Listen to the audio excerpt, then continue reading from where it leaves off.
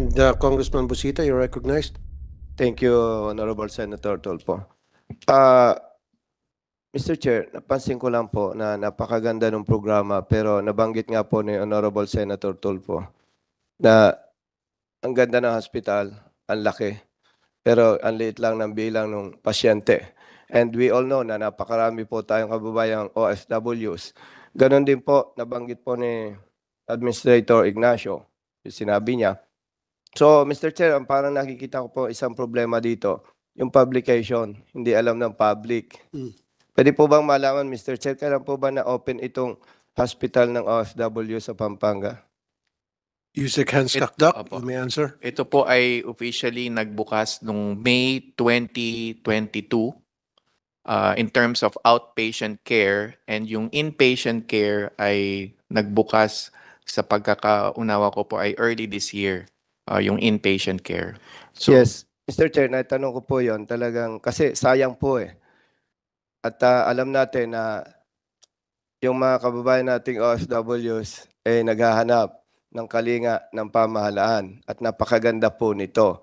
So siguro po, Mr. Chair, talagang magtulong-tulong tayo na maipaalam ito sa publiko. Napakarami po kasing OFWs, especially yung mga dependents po nila.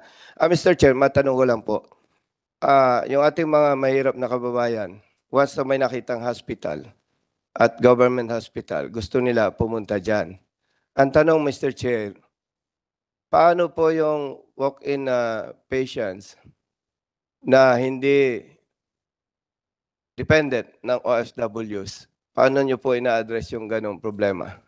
Okay, pwede makasingit. I know for a fact na kahit na yan ay isang OFW hospital, pag meron pong pasyente na emergency, kung ano yung pinakamalapit na hospital, yun ang pupuntahan niya, regardless even he or she is not a member of OWA or she's not an OFW. Ang ospital, kung ano mang ospital yun, whether OFW hospital or anything else, is duty-bound to accept that patient na kailangan emergency care. Tama, Doktora?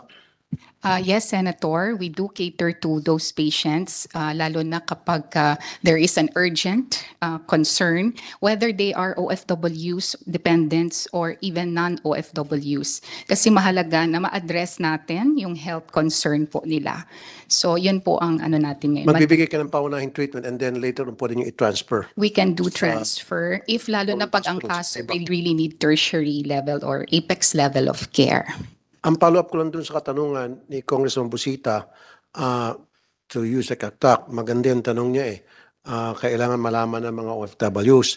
Ako, honestly, hindi ko alam na meron palang OFW hospitals until I was informed a few days before na bumisita ako. So, hindi niyo po na-disseminate yung information properly to the media or any publications para sabihin na meron ng OFW hospitals at bukas na ito para sa inyong lahat mga OFW, or dapat a month before na sinasabi nyo na merong bubukas na OFW hospital. Again, like I said, ako mismo hindi ko nalaman yon. Kasi kung nasabi nyo sa akin yon, I could have announced it sa programa ko, and even Congressman Salo na meron din siyang radio program o TV program, may announce din niya.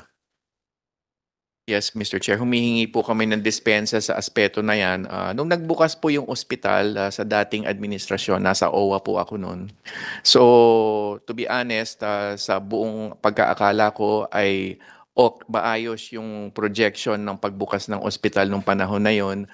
Dumalo si Pangulo, dumalo si Senator Bongo. Pero tama po kayo, hindi po mahihinto ang pangangailangan na lalo pang i-broadcast yung pangangailangan, yung pagbukas ng ospital. So, humingi po kami ng dispensa sa panahon na ito. But rest assured, Mr. Senator, we are picking up in terms of promoting the services of the hospital. You can also use social media. Yes. Kasi hindi naman lahat ng tao nanonood ng news, ng primetime news. Social media is a very powerful tool to disseminate information properly to all concerned. Okay. And now let's move on. Mr. Chair, if I may add Congressman Busita, you recognize. Thank you, Mr. Chair. Kasi po nababanggit, OFW hospitals. Ilan po ba ito? Isa lang po ito sa lalawigan ng Pampanga sa San Fernando po. Yes po, naging curious lang po ako, Mr. Chair, kasi OFW hospitals, Yung pala, isa pa po ito. Ito inilunsad nung panahon ni Pangulong Duterte at ang history po ay nag-donate ang lalawigan ng Pampanga ng lupa at merong role ang PAGCOR and private sector donor. So ang OWA involved din po at that time, and of course Department of Labor, no, kailangan banggitin then Secretary Bello, and then of course Secretary Toots assumed the oversight nitong ospital. Yes, Mr. Chair, pero ang tanong ko lang po, bakit binabanggit nating hospitals? Kasi mako-confuse yung mga kababayan natin. Opo, sige po, we will correct the perception. Pero isa lang po talaga siya, sir.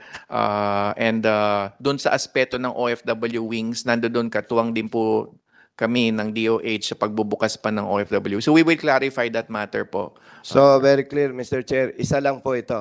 Isa lang So, po ang OFW hospital. Opo, opo. Kasi po, mako-confuse yung mga kababayan natin, hanapin nila yung mga hospitals, yung pala, isa pa lang po. Yung po bang hospital natin, nabanggit po ni Honorable Senator Tulfo, ilan po yung rooms? 68? We have 68 rooms. 68. So, na-construct na pala po ito. Beds po, beds. Beds. Mr. Chair, ito po ba katulad nung other government facilities na makikita mo yung pangalan? Ano po ba yung pangalan ng hospital, Mr. Chair? OFW Hospital po. Prominente po siya along the highway sa San Fernando. Kitang-kita po siya from the highway, pero yun nga po, siguro kailangan paralong paigtingin yung promotion. Nakalagay po ba dito, klaro? OFW Hospital? Yes if I po. may, if I may, Yes. Yusek Hans, baka po pwede po niyo ipakita yung picture para naman po Yes, yes. nagkaroon po ng idea ang kasama po natin. Pwede mag-add. I'll try to pull it out from my phone. Apo. I-add lang. Dr. And of Garcia. course, invited din po kayo kong to visit. Eto po siya. Ito po siya.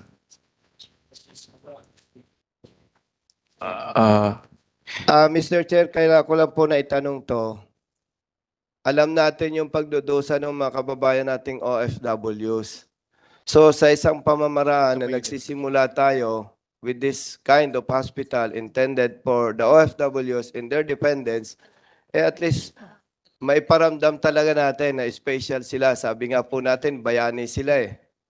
So yun po ay mga maliliit na detalye lamang na makakatulong para unti-unti, little by little, maiparamdam natin sa kanila yung ating intention. Kumbaga, bayani sila. So, special sila sa atin. Kanina nga po, Mr. Chair, naalala ko, nakausap ko po si Administrator ng OWA, kapatid na Arnel Ignacio, na during our conversation, marami silang accomplishments. Ako mismo, active sa social media and sa government service. Hindi ko alam. So sabi ko po, dapat ma-expose to, hindi para sumikat yung OWA. Ma-expose para yung hinaing ng ating mga kababayan, especially those OFWs in their dependence, maibsan. So with that, Mr. Chair, dapat po talaga ma-expose itong magagandang proyekto, services ng OWA and itong ating itong kay pinamumunuan ni Yusek Hans. Yun lamang po, Mr. Chair. Thank you, Congressman Busita. And now, Congressman Salo, you recognize.